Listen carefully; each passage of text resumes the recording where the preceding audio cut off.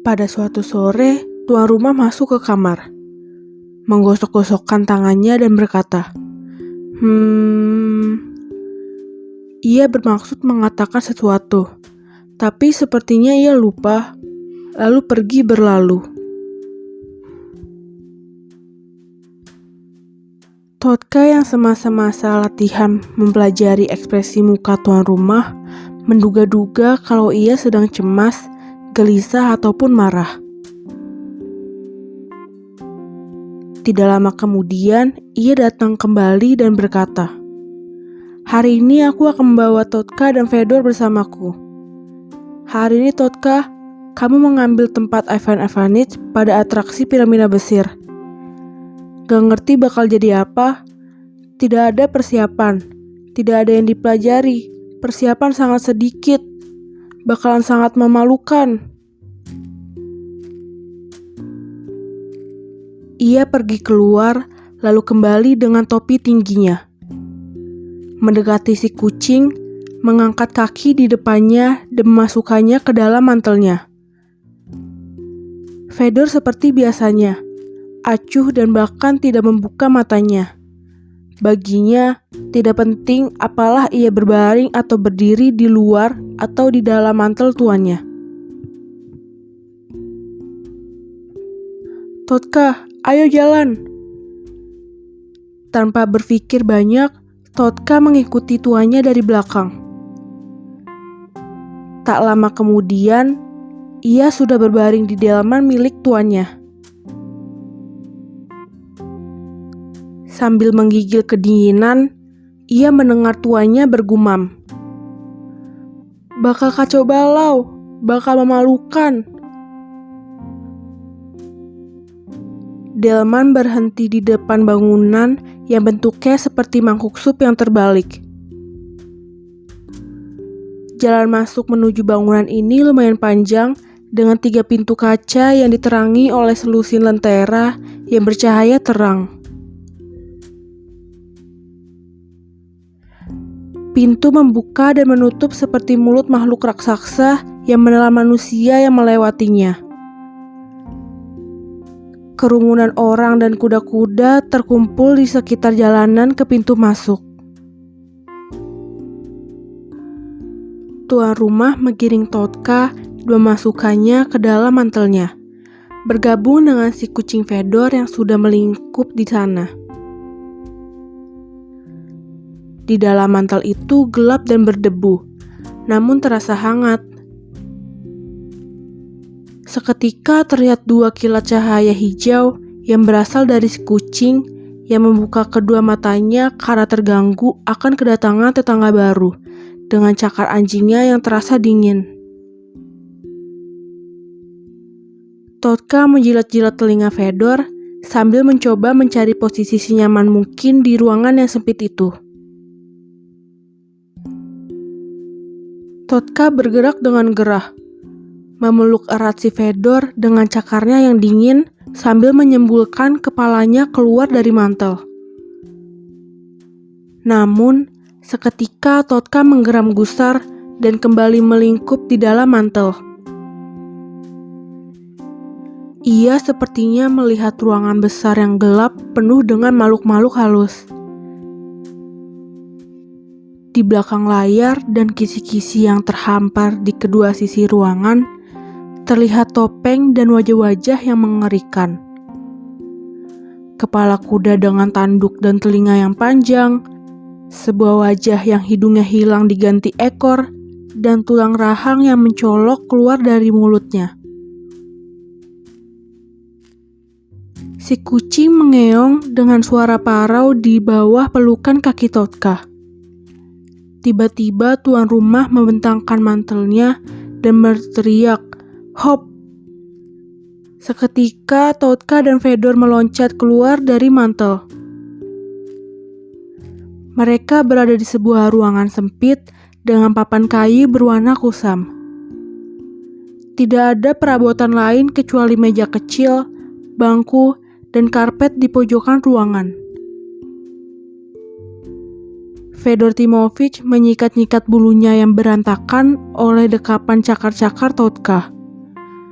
Ia lalu masuk ke bawah bangku dan berbaring di situ. Tuan rumah tampak resah. Ia mulai melepaskan bajunya dan berganti kostum. Kemudian, ia duduk di atas kursi dan mulai merias diri. Pelan-pelan ia kenakan rambut palsu di kepalanya. Rambut palsu itu memiliki 2 buah jambul yang berdiri seperti tanduk. Lalu ia melumuri mukanya dengan pewarna putih, menggambari alis mata, kumis, dan mewarnai merah lehernya.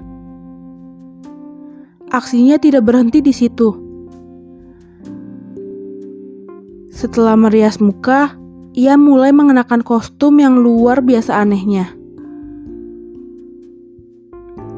Kostum yang tidak pernah dilihat Totka di rumah maupun di jalan. Bayangkan, sebuah celana panjang dengan motif bunga-bunga seperti bahan yang dipakai untuk membuat tirai jendela atau penutup mebel. Celana panjang itu benar-benar panjang. Kancing-kancingnya yang paling atas ada di bawah ketiak. Pipa celana kanan berwarna coklat, yang sebelah kiri berwarna kuning. Tuan rumah seperti hampir tenggelam dalam kostum yang luar biasa itu.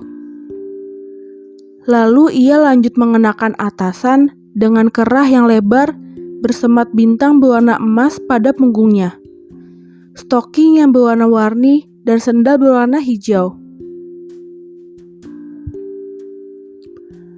Totka sangat terkesan dengan dandanan tuannya.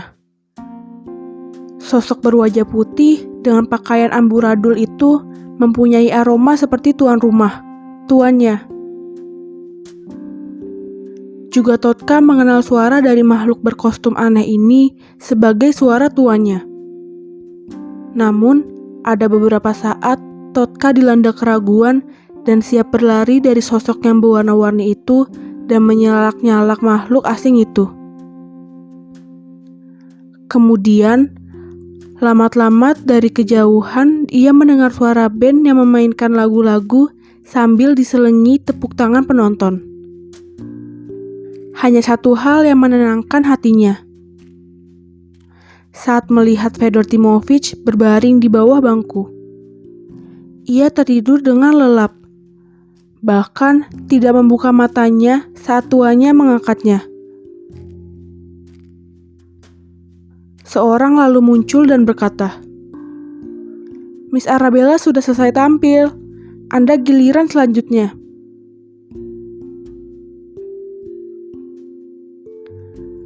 Tuan rumah diam saja, tidak memberikan jawaban. Ia mengambil sebuah kotak dari bawah meja duduk dan menunggu. Dari ekspresinya, terlihat jelas kalau ia sedang cemas dan gundah. "Mr. George, giliran Anda," teriak seseorang dari balik pintu.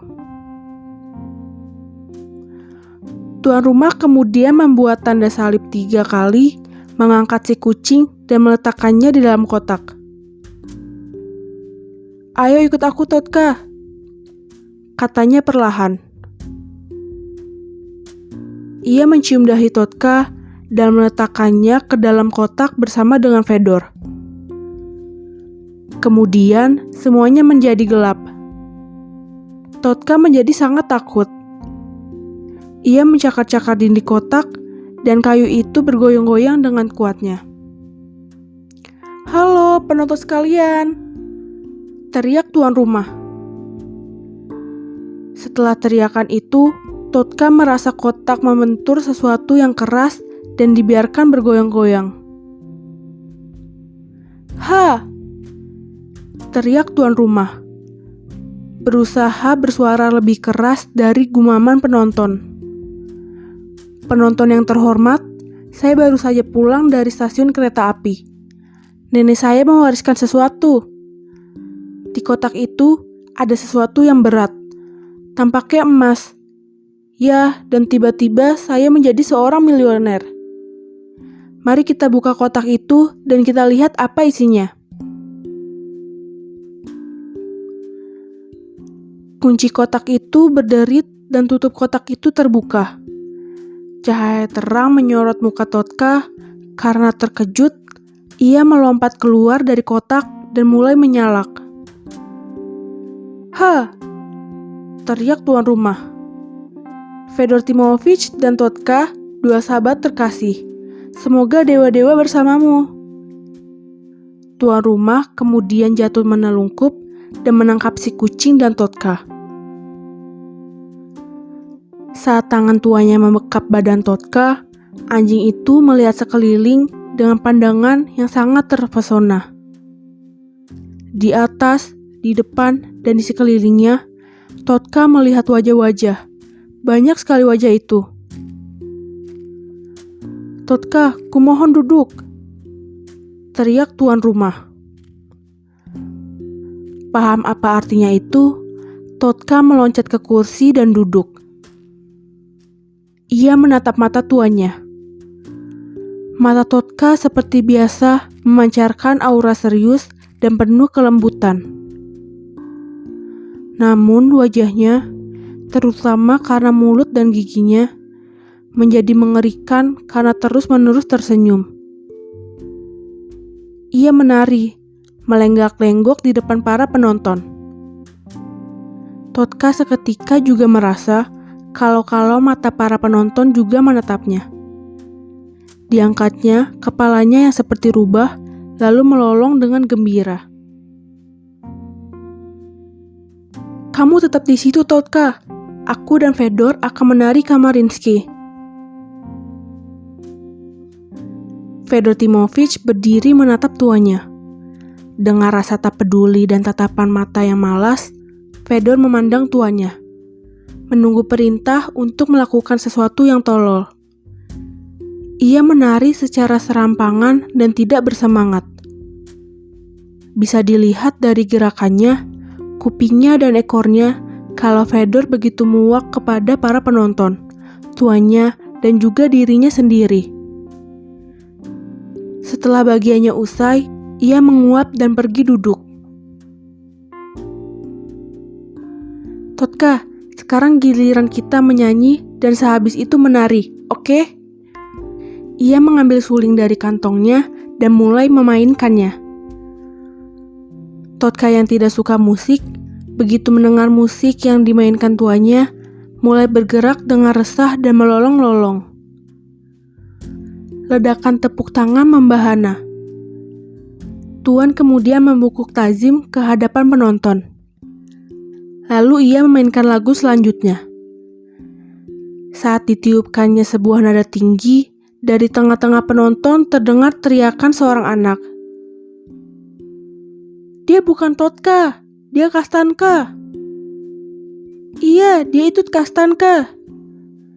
Terdengar suara parau teriak dari seorang pemabuk yang duduk di antara penonton. "Demi Tuhan, itu Kastanka. Feduska, itu Kastanka, Kastanka." Totka seketika terdiam. Ia mencari-cari dari mana suara itu berasal. Ia melihat wajah yang satu bermuka pemabuk dan menyeringai, sementara yang lain berpipi merah, gemuk dan menakutkan. Ia lalu ingat akan sesuatu dan meloncat dari bangku, berlari menuju suara itu. Terdengar siulan-siulan yang bersahut-sahutan dengan jeritan anak kecil. "Kastanka! Kastanka!" Totka melewati pagar pembatas, lalu lompat melalui pundak penonton untuk mencapai suara itu. Ia berada di suatu kotak, dan untuk keluar dari sana, ia harus meloncat lebih tinggi. Ia mencoba lompat, namun jatuh kembali terbentuk dinding yang tinggi.